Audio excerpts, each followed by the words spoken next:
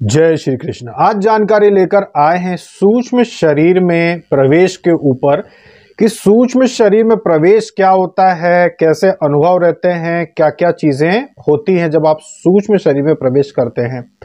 सबसे पहली बात तो ये होती है कि सूक्ष्म शरीर में जब एक मनुष्य की जीवात्मा जाती है, जैसे कि आपका भौतिक शरीर है, जब भौतिक शरीर से आप बाहर जाते हैं, जब आप ध्यान अवस्था में जब आप सूक्ष्म शरीर में बाहर जाते हैं तो एक गुलाब की कली के जैसे आप बाहर निकलते हैं अपने अनाहत चक्र से। जैसे कि आप साधारण भाषा में कहें जिसे आप समझ सकें तो आप अपने हृदय के पास से आप सूक्ष्म रूप से बाहर निकलते हैं, लेकिन ध्यान रखिएगा कि आप तरंगों के द्वारा अपने इस भौतिक शरीर से जुड़े रहते हैं। शरीर की धड़कन चलती रहती है, शरीर आपका कार्य कर रहा होता है, बस आप ध्यान में होते हैं। तो बस आपको हलचल इस शरीर में जो महसूस होना चाहिए, जैसे कि कान से आवाजें नहीं आती हैं, आपको कुछ महसूस नहीं होगा, सिर्फ स्किन के ऊपर, चमड़ी के ऊपर आपको कोई अनुभव नहीं होगा। जब आप सूक्ष्म शरीर में प्रवेश करेंगे तो आप शरीर से बाहर हो जाएंगे। बिल्कुल इस तरीके से आप शरीर से बाहर होते हैं जैसे कि आप एक फूल की कली के जैसे आप शरीर से बाहर होगा, बिल्कुल हल्के। ना शरीर का वजन आपको अनुभव होता है, ना किसी प्रकार की आपको कोई ऐसा चलना पड़ता है, बस आप हवा में जहां चाहें वहां विचरण कर सकते हैं, उड़ सकते हैं आप कुछ ही सेकंडों में। जैसे कि आपने सोचा कि चलो मैं किसी ऐसे स्थान पे जाके देखता हूं, अगर आपका गांव है या कुछ भी 400 किलोमीटर 500 किलोमीटर, अगर आप सोचते हैं कि चलो मैं उस स्थान को देखना चाहता हूं, तो आप बस सोचते से ही वहां पहुंच जाएंगे। यानी कि विचार की, सोचने की गति से ही, सोचने के जो विचार होता है ना, बस उतनी देर में आप वो पहुंच जाएंगे। सूक्ष्म शरीर में जब आप जाते हैं, सूक्ष्म शरीर में जब आप जाते हैं तो आप चीजों को बहुत ही ज्यादा बारीकी से समझना। पहले भी आपको बताया था कि चीजें डिजिटल दिखाई देती हैं, बहुत ही बारीक से बारीक चीजों को आप देख पाते हैं। सूक्ष्म शरीर में आप बहुत सारी चीजों को कम समय भी देख के आ सकते हैं। मतलब कि अगर आप ध्यान में 1 घंटा रहे हैं तो 1 घंटे में सूक्ष्म शरीर में हो सकता है कि आप 10 साल का अनुभव करके आ जाएं। 1 मिनट में सूक्ष्म शरीर में आप 1 घंटे का अनुभव करके आ जाएं। सूक्ष्म शरीर में इतनी ज्यादा चीजें आप जल्दी जल्दी देख सकते हैं। सूक्ष्म शरीर में जब व्यक्ति जाता है तो इसके सात्विक उपयोग ये होते हैं कि जो व्यक्ति होता है वो कहीं भी विचरण कर सकता है, दूसरे लोगों को देख सकता है कि भाई कौन क्या कर रहा है, वो मंदिरों में जा सकता है, वो तीर्थ स्थानों पे जा सकता है, वो विचरण करता है, सृष्टि को देखता है। दूसरे सूक्ष्म शरीर में जो लोग घूम रहे होते हैं उनको भी देख सकता है, जैसे कि साधु महात्मा देवी देवता घर में जो उपस्थित हैं उनको भी वो देख पाता है। और साथ में ये तो सात्विक व्यक्ति करता है, और साथ में जो तांत्रिक व्यक्ति होते हैं, जो गलत विचार वाले व्यक्ति होते हैं, वो भी सूक्ष्म शरीर में प्रवेश कर सकते हैं, क्योंकि ध्यान करना सभी का अधिकार है, सभी लोग कर सकते हैं। अब तांत्रिक लोग क्या करते हैं, सूक्ष्म शरीर में प्रवेश करके वो पर काया प्रवेश करते हैं, वो दूसरों के शरीर में भी प्रवेश कर सकते हैं। जब वो दूसरों के शरीर में प्रवेश करते हैं तो सारी चीजें देखते हैं कि भाई क्या, कौन क्या कर रहा है। ये चीजें तो वो वैसे भी देख सकते हैं, पर दूसरों के शरीर में प्रवेश करने का मुख्य कारण ये होता है कि दूसरों के शरीर में प्रवेश करके वो चीजें देखते हैं कि सामने वाला क्या कर रहा है, उसको मैं कैसे बिगाड़ूं। जैसे पूजा पाठ में आपके हाथ से उल्टे काम करवाना, आपके हाथ से कलश गिरवा देना, आपके हाथ से पूजा पाठ में विघ्न पैदा करना, ये करते हैं तांत्रिक दूसरों के शरीर में प्रवेश करके। खास करके अगर कुछ उल्टा सीधा बुलवाना है कहीं पे, तो वो शरीर में प्रवेश करके गलत चीजें बोल देते हैं वो। तो सूक्ष्म शरीर में जो तांत्रिक होते हैं वो दूसरे के शरीर में प्रवेश करके चीजों को देख सकते हैं, चीजों को अनुभव कर सकते हैं, गलत कार्य भी कर सकते हैं, गलत चीजों का आनंद भी ले सकते हैं दूसरों के शरीर में प्रवेश करके। तांत्रिक इतने ज्यादा उल्टे सीधे काम करते हैं सूक्ष्म शरीर में प्रवेश करके। इसके अलावा अगर किसी व्यक्ति की मृत्यु हुई होती है, मृत्यु ऐसी चीजों से हो जिसमें शरीर का नुकसान ना हुआ हो, जैसे कि अचानक किसी को हार्ट अटैक आ गया हो, पानी में डूबकर कोई मर गया हो, जिसमें शरीर का कोई अंग तो खराब नहीं हुआ, बस प्राण निकल गए हैं, या दम घुट के कोई मर गया है, शरीर का कोई अंग खराब नहीं हुआ लेकिन व्यक्ति ऑक्सीजन की कमी की वजह से मर गया है, ऐसे शरीर में भी सूक्ष्म शरीर से अगर कोई व्यक्ति गया है तो वो तुरंत प्रवेश करके, जब तक कि शरीर गर्म है, पूरी तरह से ठंडा नहीं हुआ, बस किसी की मृत्यु हुई है, उसके शरीर में भी प्रवेश करके और जीवित हो सकता है। उस व्यक्ति के शरीर में प्रवेश करके जिंदा होकर बैठ सकता है और उसके शरीर में भी वो जीवन यापन कर सकता है। अब बात आती है कि सूक्ष्म शरीर में जब व्यक्ति चला जाता है तो क्या वास्तविक शरीर उसका मृत हो जाता है?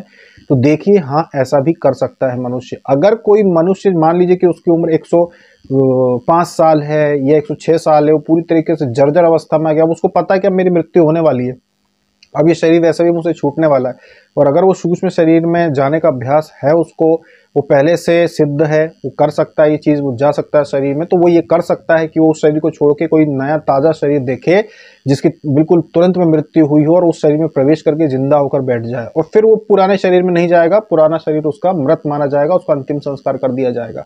जो भी उनके घर वाले होंगे वो तो ये सोचेंगे भाई ये तो मर गया, और अंतिम संस्कार कर देंगे तो उस शरीर की फिर उसको आवश्यकता भी नहीं रहती। वो जो तरंगों से जुड़ा रहता है वो समाप्त हो जाती है। फिर जो नए शरीर में वो प्रवेश कर जाता है उसमें वो पूरा जीवन बिताकर चाहे तो फिर शरीर बदल सकता है। और ये चीजें जो करते हैं ये सिर्फ वही लोग करते हैं जो गुप्त जीवन जीते हैं। मतलब कि ये लोग कभी सामने नहीं आते, ये कभी बताते नहीं है कि इन्होंने शरीर बदला है, ये कभी इस प्रकार का जाहिर नहीं करते। और ऐसे जो लोग होते हैं ज्यादातर, क्योंकि इनको परम ज्ञान की प्राप्ति हो जाती है, ये मोक्ष के मार्ग पे चलते हैं। क्योंकि इसमें एक समस्या ये है कि शरीर बदलने पर कर्मों का असर भी रहता है। मान लीजिए कि कोई व्यक्ति ने अपना वास्तविक शरीर छोड़ के किसी दूसरे के शरीर में चला गया है तो दूसरे के शरीर में जाने के बाद वो जो कार्य करेगा उसको कोई पुण्य नहीं मिलने वाला।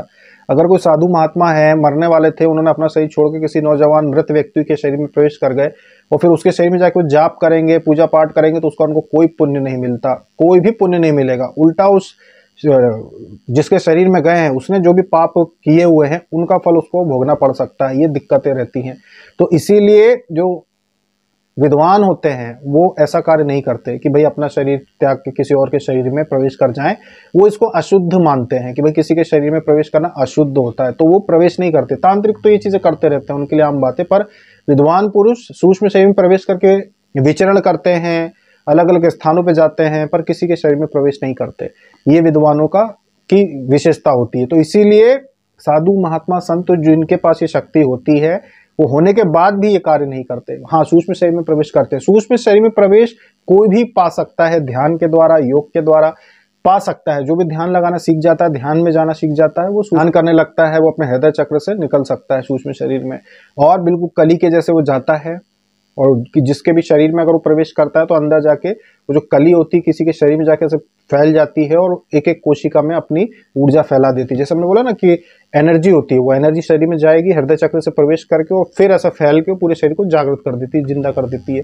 तो ये इस प्रकार की चीजें होती हैं। तो अगर कोई भी व्यक्ति ध्यान में प्रवेश करता है, और बहुत सारे लोग हैं ऐसा जो करते हैं, वो बताते नहीं है, पर बहुत सारे लोग ऐसे ध्यान में प्रवेश करते हैं और सूक्ष्म शरीर में यहाँ वहाँ विचरण करते हैं। तो सूक्ष्म शरीर में जाना और यहाँ वहाँ विचरण करना ये कोई बहुत कठिन कार्य नहीं है। हर वो व्यक्ति जो ध्यान करता है वो इस स्थिति में आ जाता है। ऐसे ही लोगों को फिर दिव्य दर्शन भी होते हैं घर में, जैसे कि होना शुरू हो जाते हैं। जैसे कि घर में कोई देवी देवता है, लोगों को फिर दिव्य दर्शन भी होना शुरू हो जाते हैं। घर में कोई देवी देवता, उनके दर्शन होना, उनके स्थान पे गाँव में कहीं कोई देवी देवता का होना, उनके दर्शन हो जाना। तो सूक्ष्म शरीर में जाना की जो प्रक्रिया है ये ध्यान के द्वारा की जाती है, जो कोई भी कर सकता है। इसमें कोई बड़ी बात नहीं है, बस ध्यान लगाना आना चाहिए। जैसे हमने पहले वीडियो में समझा चुके हैं कि किस तरीके से ध्यान लगाया जाता है। अगर उस विधि से आप ध्यान में जाने का प्रयास करते हैं तो आप जा सकते हैं। अच्छा, इन विधियों के नाम भले कितने हो सकते हैं, हमने तो आपको सीधे सीधे बता दिया कि भाई इस विधि से आप जा सकते हैं। अब इनके नाम बहुत सारे होंगे। जो तरीके हम बताते हैं आपको, जो विधियां समझाते हैं, जो प्रयोग समझाते हैं, हो सकता है कि इन एक प्रयोग जो हमने बताया उसकी 2-3 विधियां हो, अलग अलग नाम हो, पर क्योंकि हमको तो पता नहीं, हम तो आपको प्रैक्टिकल जो वास्तविकता है वो समझा देते हैं। बाद में कोई बताता अच्छा ऐसा करना चाहिए, अच्छा इसको तो ये विधि कहते हैं, भाई होगी विधि, हम तो अपने स्वयं के ज्ञान से बता देते हैं आपको क्या चीज कैसे करना चाहिए।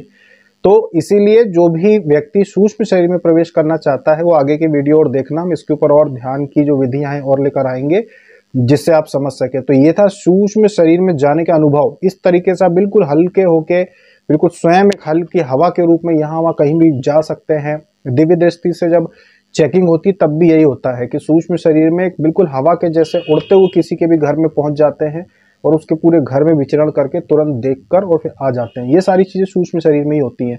तो इस प्रकार से कोई भी व्यक्ति जब ध्यान करना शुरू कर देता है तो चीजों का अनुभव कर सकता है सूक्ष्म शरीर में। इस तरीके की चीजें होती हैं। आगे अब और वैसे ही वीडियो लेके आ रहे हैं जिनमें इसके विषय में विस्तृत रूप से समझाएंगे आपको। लगभग 10 वीडियो इसके ऊपर हम लेकर आएंगे। अभी तक के लिए इतना ही। जय श्री कृष्णा।